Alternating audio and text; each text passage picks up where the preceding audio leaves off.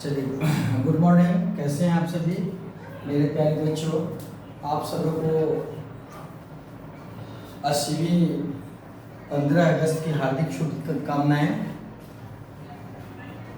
मैं प्रार्थना करता हूं ईश्वर से कि आप सभी स्वस्थ रहें, मस्त रहें और देश के प्रति आपकी आस्था हमेशा बनी रहे।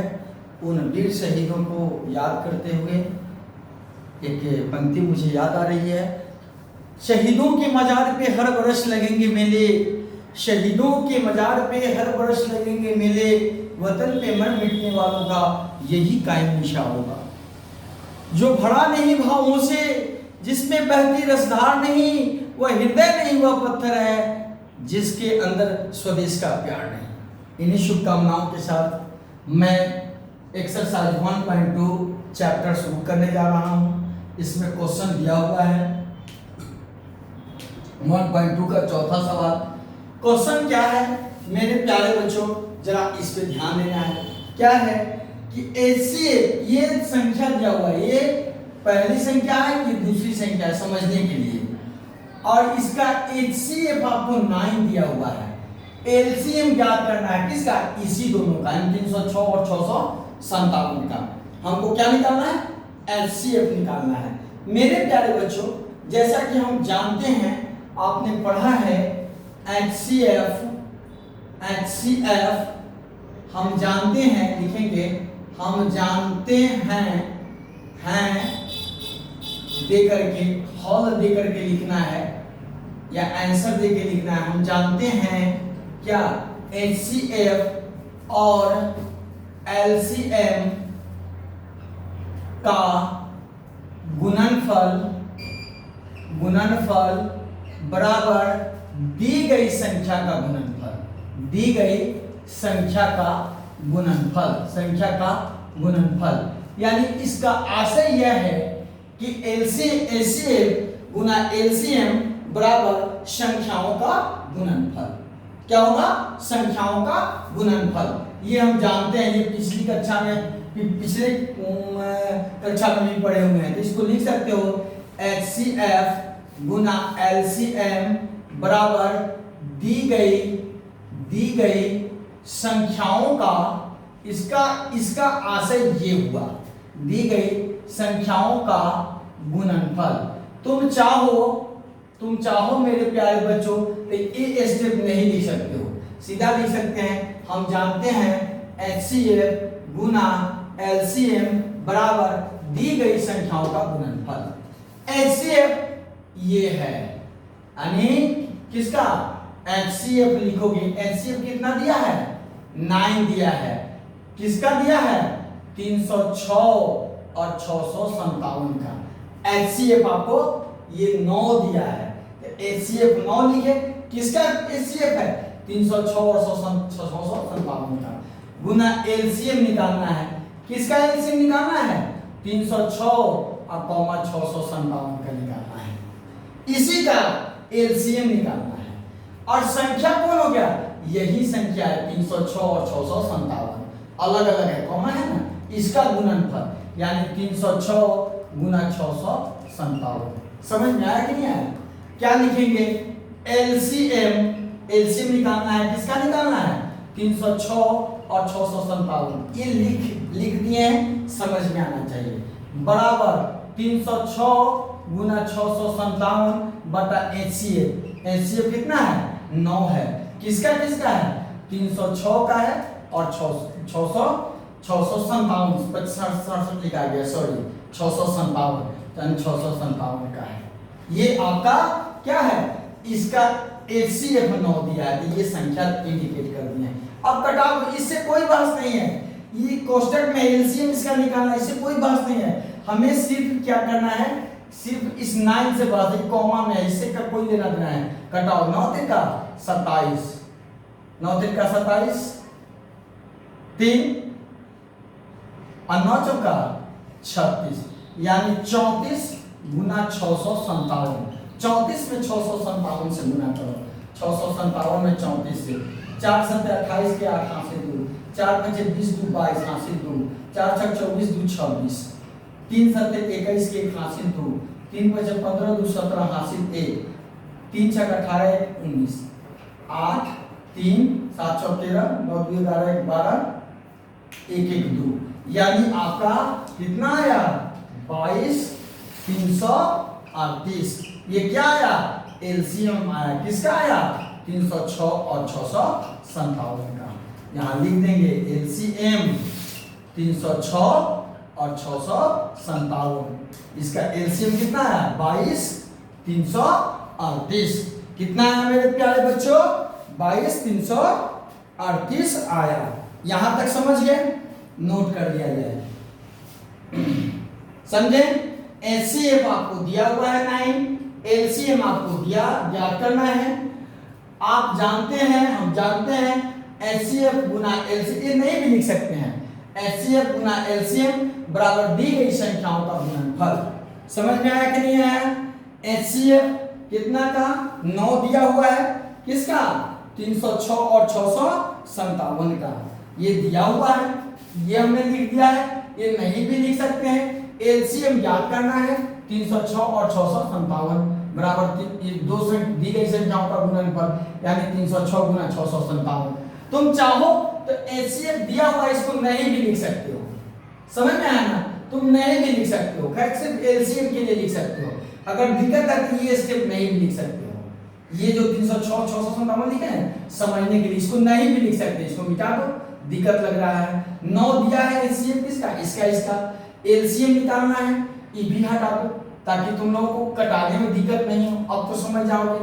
जब एचसीएफ दिया हुआ है 9 तो 9 लिखिए, गुना एलसीएम किसका 306 और 657 का निकालना है, ये लिख दिए बराबर दी गई संख्या 306 गुना 657 कर दिए। तो एलसीएम 306 और 657 का निकालना है बराबर 306 गुना 657, अब बटा ये 9 हो गया, कटा दिए 34 मरतबे। एलसीएम 306 और 657 का निकालना है, 34 में 657, 34 गुना 657 लिखिए। एलसीएम बराबर 306 657 का निकालना है, गुना करने के इतना है। आया समझ में? चलिए धन्यवाद। अगला क्वेश्चन है मेरे प्यारे बच्चों, इसको मिटा देते हैं। क्वेश्चन नंबर 5 की हम लोग चर्चा करते हैं। जरा सा गौर से सोचना है। क्वेश्चन नंबर 5 बहुत ही आसान है, बहुत ही समझने वाला क्वेश्चन है, बहुत ही अध्ययन करने वाला क्वेश्चन है। ये क्वेश्चन भारी है नहीं, थोड़ा सा इसको समझने की चीज है।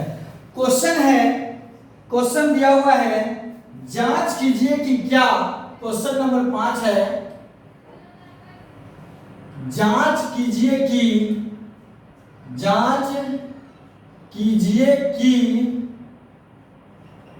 क्या किसी प्राकृत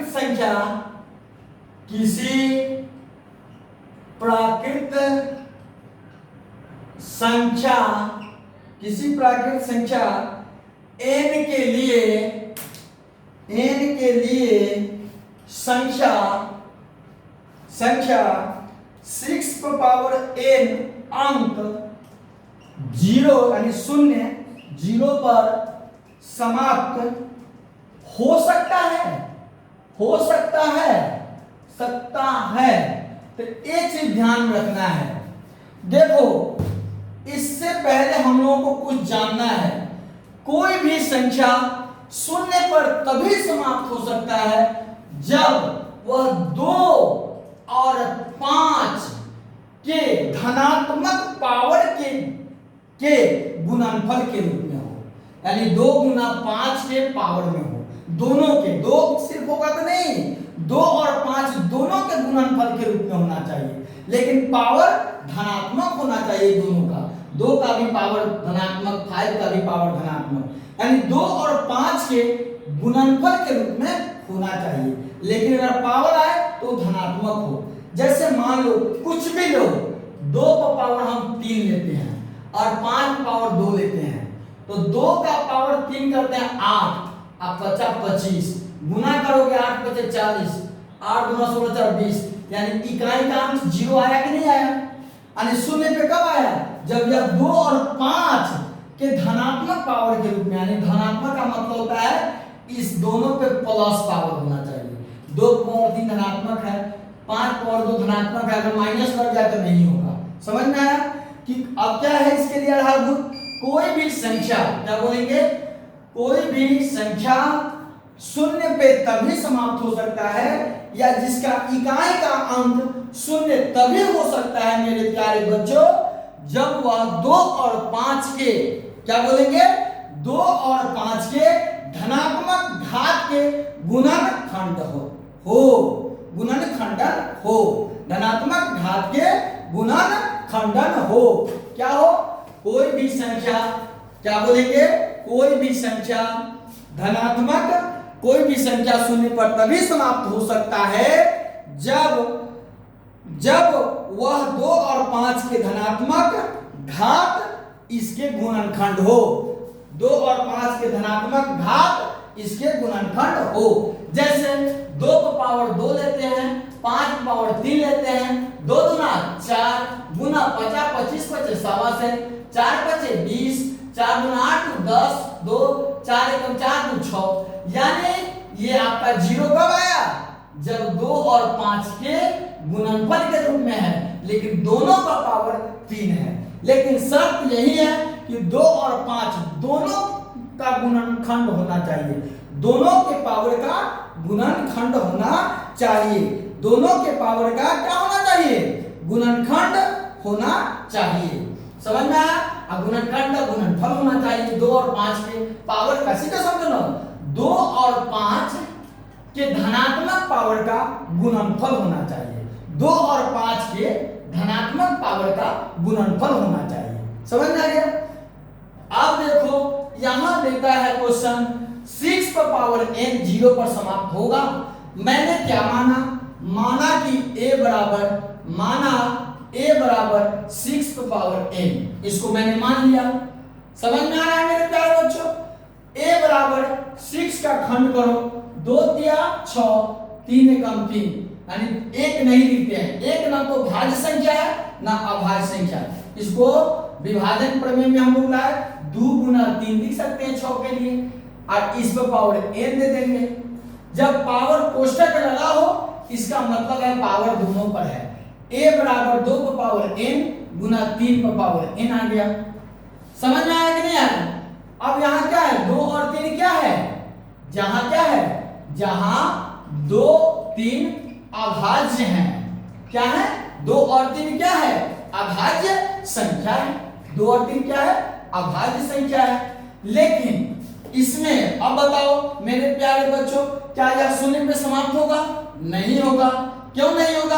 क्योंकि मैंने पढ़ा है n क्या है, एक प्राकृत संख्या है, यहां क्वेश्चन में खोल दिया है n का मान प्राकृत संख्या। प्राकृत संख्या कहां से शुरू होता है, 1 से। तो 2 पर पावर क्या लिखोगे, हम प्राकृत संख्या 2 लेंगे, n पर मान लिए 2, 3 पर मान लिए 2, चलो प्राकृत संख्या है। 2 को 2 बार गुना करें 4, 3 को 2 बार गुना किए 9, 9 चौका 26, क्या 0 आया? नहीं आया। क्यों? क्योंकि 0 लाने के लिए शून्य पर तभी समाप्त हो सकता है जब यह 2 और 5 के पावर के गुणनफल के रूप में होगा। समझ में आया ना? तो ये नहीं आया, 2 3 अभाज्य संख्या है, तो क्या लिखेंगे, हम जानते हैं, लिखेंगे हम जानते हैं कि किसी संख्या का अंत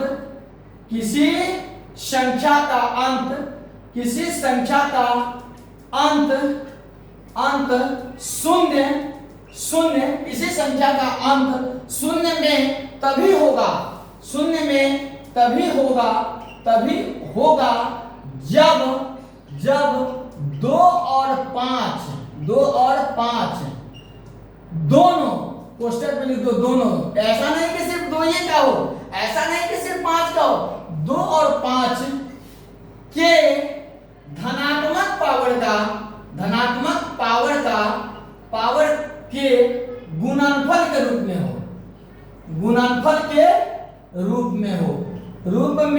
हो, दोनों के धनात्मक पावर के गुणनफल के रूप में हो। अब समझ गए? अब मान लो हम इसको फिर से समझ लो, जैसे 2 प्राकृत संख्या का रहा है, हम 4 रखे, n हम इस पर 2 रखे, 2 को 4 2 गुना 4 गुना 8 गुना 16 हो गया, 3 3 9 16 9 44 है, जीरो नहीं आया, नहीं होगा। क्यों? क्योंकि इसमें शर्त है ना मेरे प्यारे बच्चों, क्या कि किसी संख्या का अंत शून्य में तभी होगा जब वह 2 और 5 दोनों के धनात्मक पावर के गुणनफल में हो।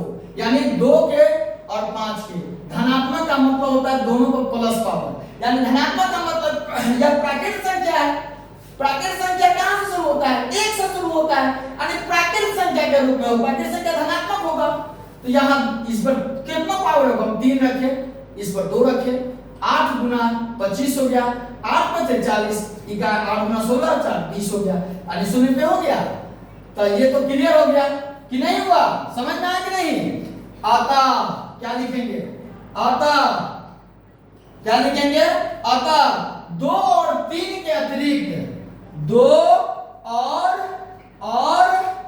3 के अतिरिक्त 2 और 3 के अतिरिक्त किस संख्या? ये जो है 2 और 3 के अतिरिक्त कोई दूसरी संख्या, कोई दूसरी अभाज्य संख्या a का गुणनफल नहीं हो सकता है। 2 और 3 के अतिरिक्त कोई दूसरी संख्या a, दूसरी संख्या क्या होता है? a का गुणनखंड नहीं हो सकता है। a का गुणनखंड नहीं हो सकता है, नहीं हो सकता है। यानी कि अब तो क्लियर हो गया, 2 और 3 के अलावा 6 का कोई दूसरा अभाज्य संख्या आएगा, उसी को लिखे हैं कि 2 और 3 के अतिरिक्त कोई दूसरी संख्या a का, यानी a कौन है? ये वाला a 6 को पावर n है, यानी 6 को पावर n का a का मतलब 6 को पावर n का गुणनखंड नहीं हो सकता है। अर्थात 5a का गुणनखंड 5a का गुणनखंड नहीं हो सकता, यानी कि 6 को पावर n में 5 आ रहा है, नहीं आ रहा है, तो क्या हो जाएगा? अतः 5 जब नहीं आएगा तो ये संख्या शून्य पे समाप्त होगा? नहीं। अतः 6 पर पावर n का अंत, 6 पावर n का अंत शून्य में नहीं हो सकता। अंत शून्य में नहीं हो सकता, शून्य में नहीं हो सकता, शून्य में नहीं हो सकता, शून्य में नहीं हो सकता। धन्यवाद। समझ में आया कि नहीं आया मेरे प्यारे बच्चों? समझे ना? चलिए धन्यवाद। इन्हीं शुभकामनाओं के साथ आप सभी पढ़िए, बढ़िए और 15 अगस्त की पुनः हार्दिक शुभकामनाएं। धन्यवाद।